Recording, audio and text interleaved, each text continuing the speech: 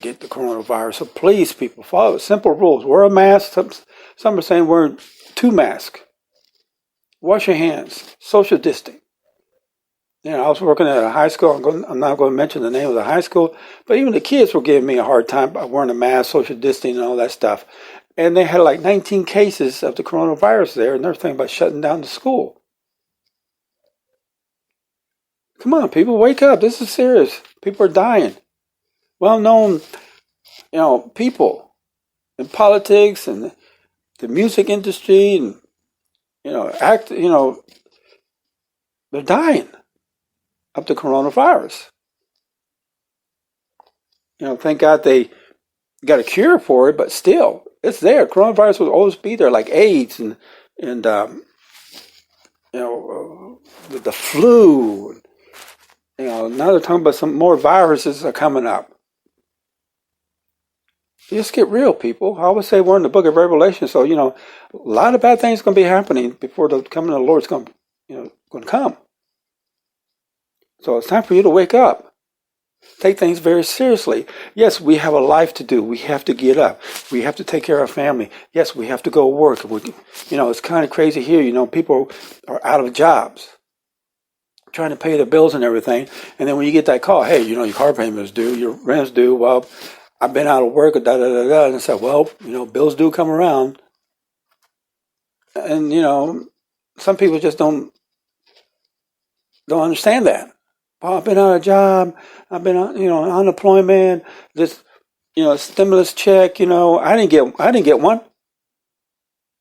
But they said all checks have went out. Now they're talking about a third one. Okay, well, there's still some people say they still haven't got the first one. I got the first one, but I got it late.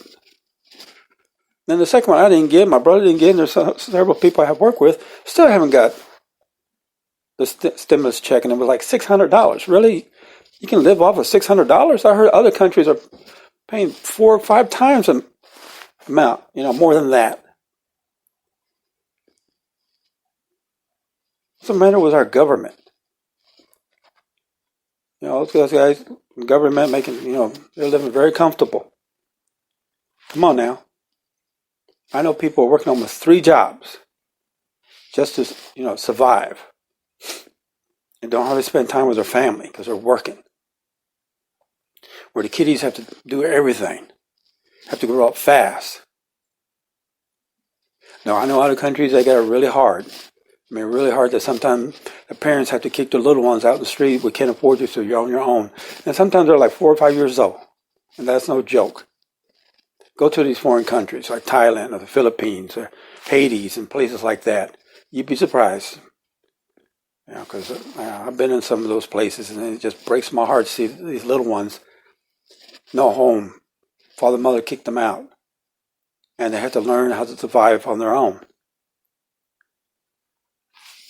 But the government, they take their long vacations and everything, but the country is suffering, and they all go out and play golf or on their yachts or whatever they do when they're not at the government or Washington D.C. trying to come up with some laws to say, well, the best thing we can do is give you $600. Or some of you may not even qualify. We may not qualify. We're hurting, people. Wake up. But we need to pray for our government. Boy, do we need to pray for our government. But anyway, I'm going to take a very, very short break. Like I said, I just got home. I'm thinking I'm going to very quickly here make me my second cup of coffee. And then I'll come back and we'll talk about the title of the show. 5 promises of God. We're going to start with Jeremiah 29:11. And then we're just going to go from there. And I'll be right back. And no, I haven't taken no energy drink or taken any kind of funny pills. I'm just wired up because I haven't had any sleep. Anyway, I'll be right back. Y'all take care.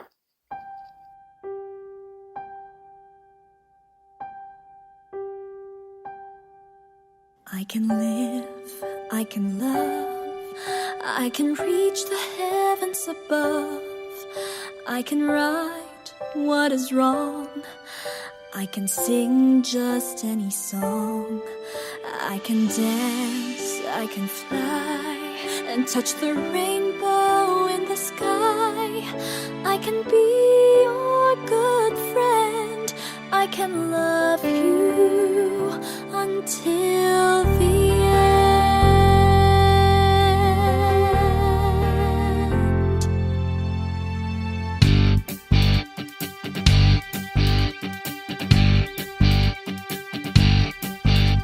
What took you so long to make me see how lucky I am? 'Cause I am free, free to do the things I wanna do.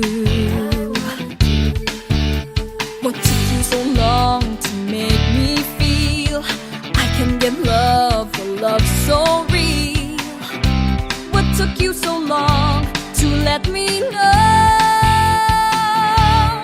that I can live, I can love, I can reach the heavens above, I can right what is wrong, I can sing just any song, I can dance, I can fly, and touch the rainbow in the sky.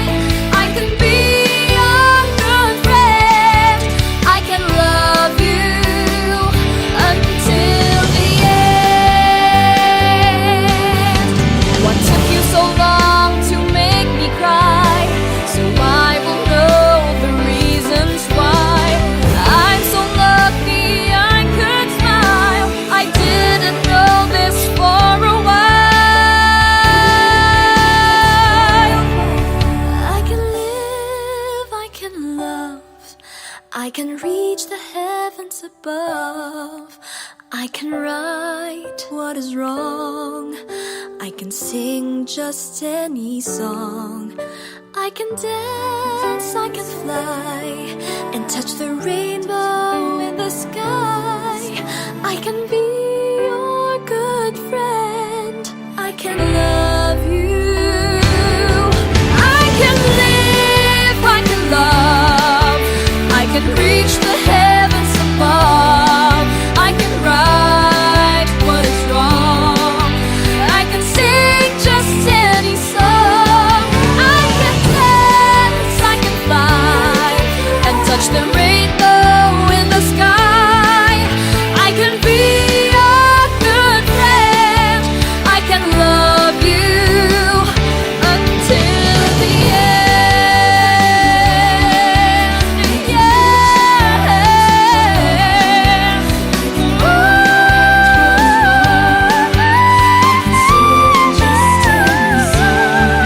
I can dance, I can fly, and touch the rainbow in the sky. I can be your good friend, I can love you until the end. Yeah. I can love you until the end.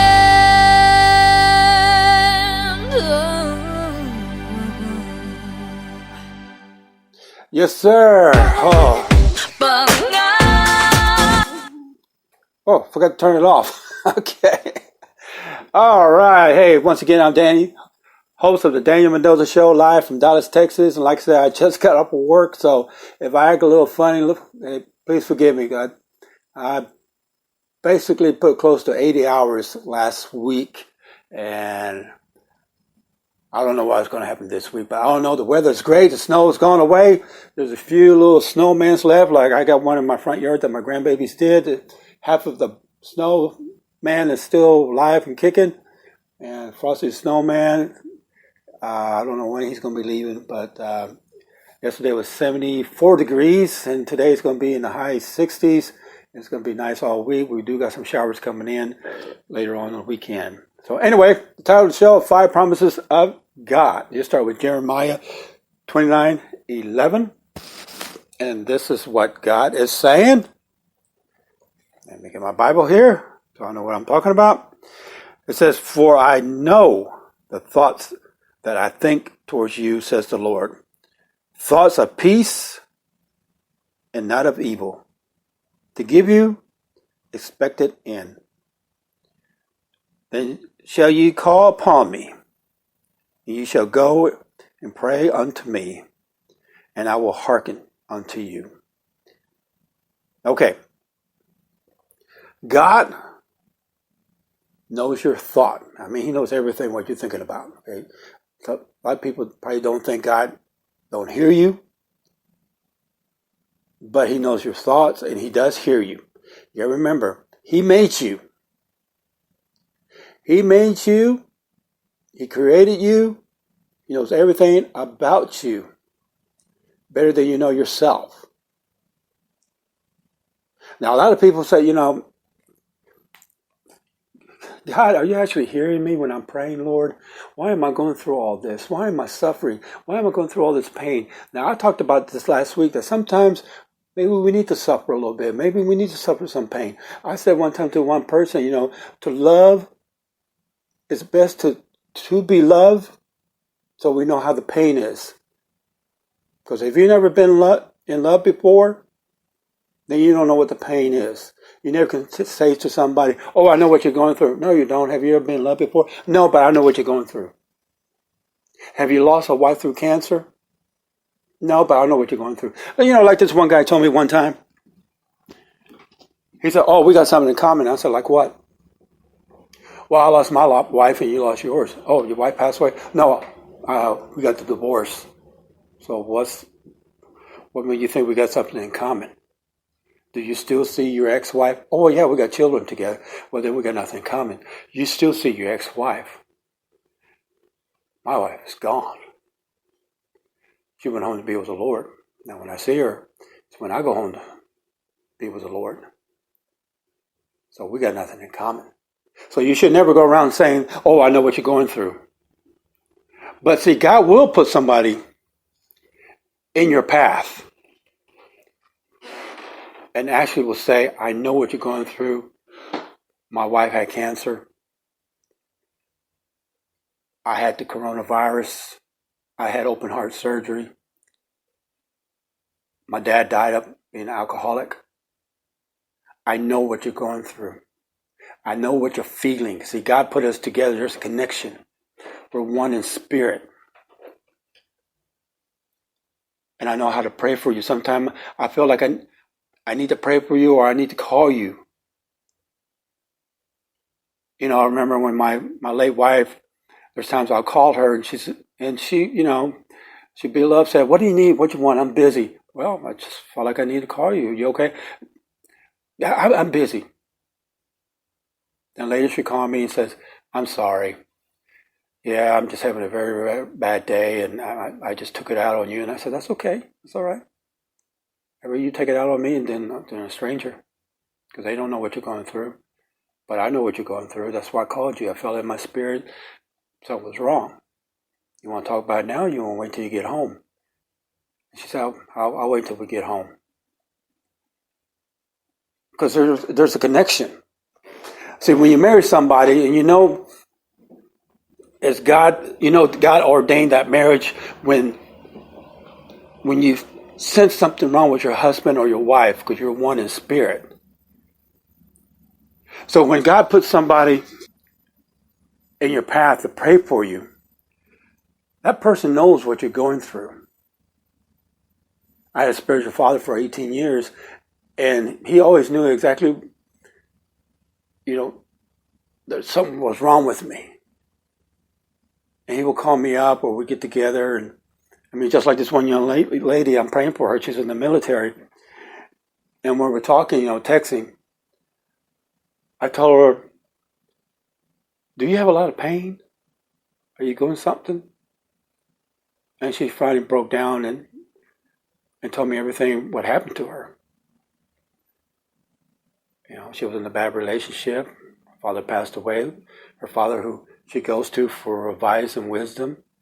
Her mother is not doing too well. She really has nobody to talk to. And I feel very strongly God put me in your path, to be there for you.